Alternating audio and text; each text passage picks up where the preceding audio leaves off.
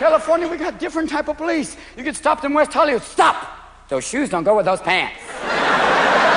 Hello? Oh, what is this? Did a grape attack you? I'm sorry, what? Oh my God, look at you. Grape on top, army surplus on the bottom. Stand aside.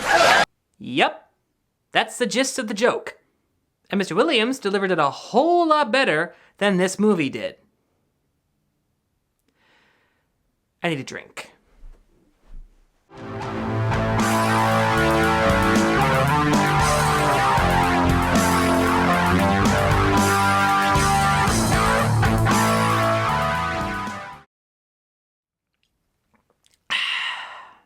That's the good stuff.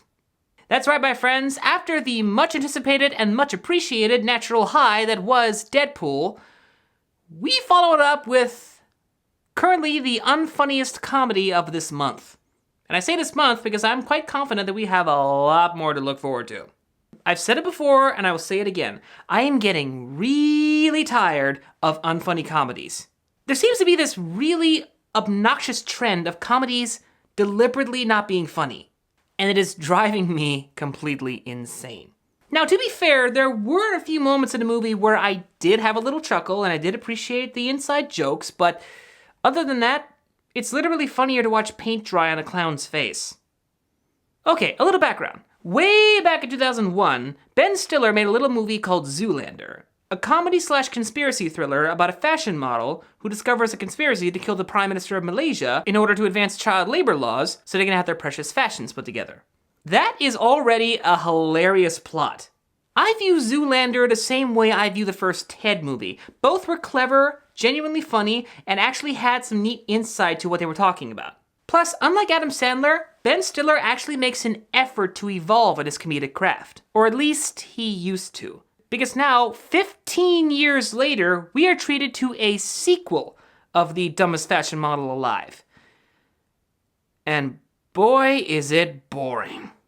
Now, as I said in my review for Sisters, which I'm aware is no longer on my channel due to certain issues that I won't go into, due to copyright hounds. The one kind of movie that is the hardest to sit through is a bad comedy. Because if it's not funny, then you're not laughing. And if you're not laughing, it is just boring.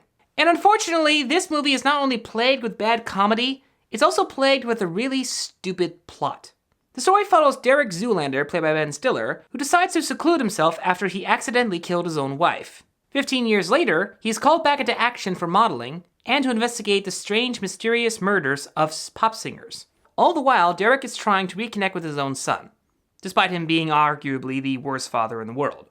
Now, again, to be fair, it was kind of fun to watch Ben Stiller and Owen Wilson have that great, hilarious comedy duo together, because they really do work pretty well as a comedy duo. The problem is, based on this movie, I think it's fair to say that the shtick of Zoolander was really only meant to work once. This is why Mel Brooks never really made any sequels of his own movies, because he was aware that the jokes he made in those movies were only going to work once. And thank goodness he's not going to be as crazy or as silly to even consider making a sequel to any of his movies. Get out of here, let me dream. In addition to the jokes not being funny, the plot isn't really as epic. Part of what made the first Zoolander movie really, really funny was that it had a plot that was so incredibly epic, it was just too crazy. It was just so incredibly silly, and that was part of what made it fun. This movie's plot isn't as epic. Saving the Prime Minister of Malaysia from assassination versus reconnecting with your long-lost son. If there is one positive thing that I can say about Zoolander 2, and there is one thing I can say that's positive, it's that everyone in the cast was at the very least putting in a genuine amount of effort. Even though everybody on board seemed to know that there really was no need to make this movie, other than the studio was terrified to make anything original, they knew better than to just half-ass their performances, which, in my opinion, made it a little more bearable.